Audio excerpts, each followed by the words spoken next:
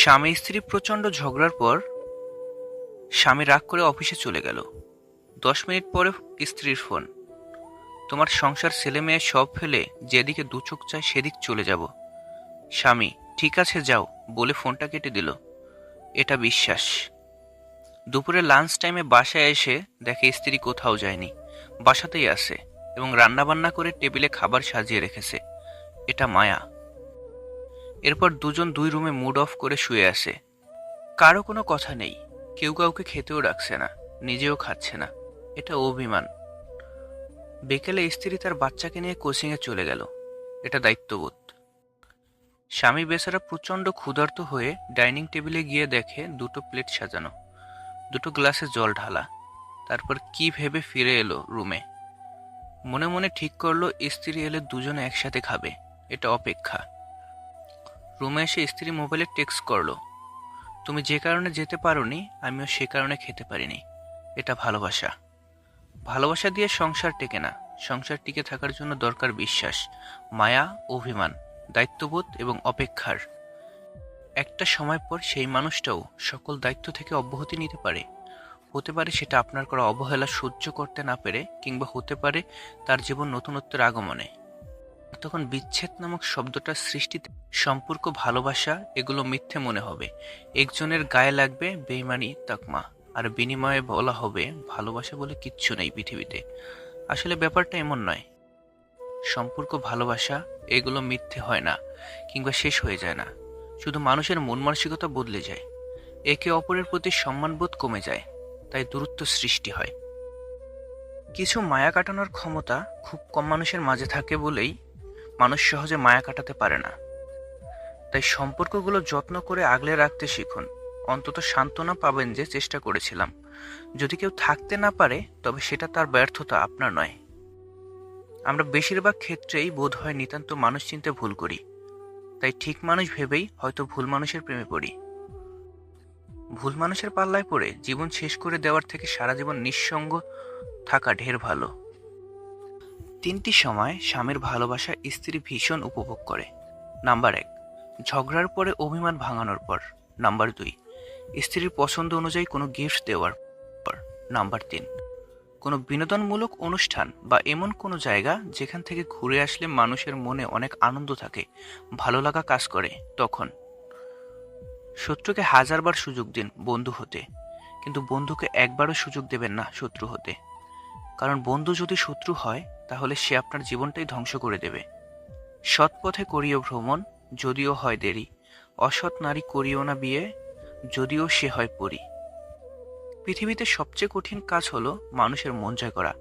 যদি আপনার হৃৎপিণ্ডটা রান্না করে খেতেও দেন, তারপরও মানুষ বলবে লবণ কম হয়েছে। 5টি জিনিস কখনো কারোর সঙ্গে শেয়ার করবেন না। নাম্বার 1, আপনার অতীতে করা কোনো ভুল। নাম্বার 2, আপনার পারিবারিক দ্বন্দ্ব।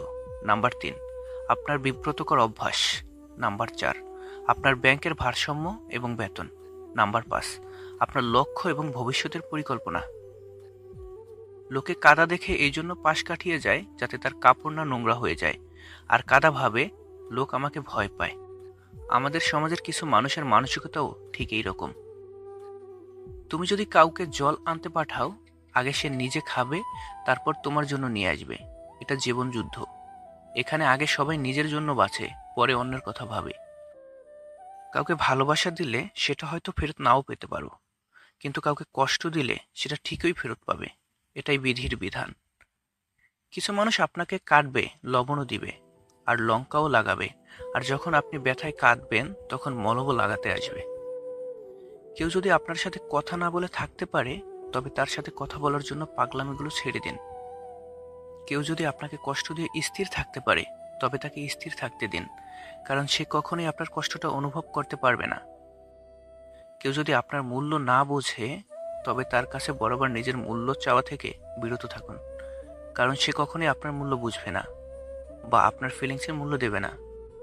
কেউ যদি আপনাকে ছাড়াই একা পথ চলতে পারে, তবে তার পথ থেকে সরে দাঁড়ান। কেউ যদি আপনাকে তার জীবনে চায়, তবে তাকে আঁকড়ে ধরুন, তাকে নিয়ে পথ চলতে শুরু করুন, তাকে গুরুত্ব দিন, তার কষ্ট বোঝার চেষ্টা করুন। কেউ যদি আপনাকে ছেড়ে ভালো থাকতে পারে, তবে তাকে ভালো থাকতে দিন, জীবনকে ভালোবাসুন। মানুষের দাসত্ব করার জন্য আপনার জন্ম হয়নি। দায়িত্বশীল হতে গিয়ে দাসত্ব গ্রহণ করবেন না। নিজেকে একবার বিলিয়ে দিলে মানুষ আপনাকে বিলীন করে দেবে। শূন্যতায় ডুবে না গিয়ে শূন্যতাকে মুঠো করে পুড়ে নিন। আপনার ঘায়ে অন্য কেউ মলম লাগাবে, সেজন্য অপেক্ষা কেন করছেন? নিজের কষ্ট নিজেই দূর করার চেষ্টা করুন।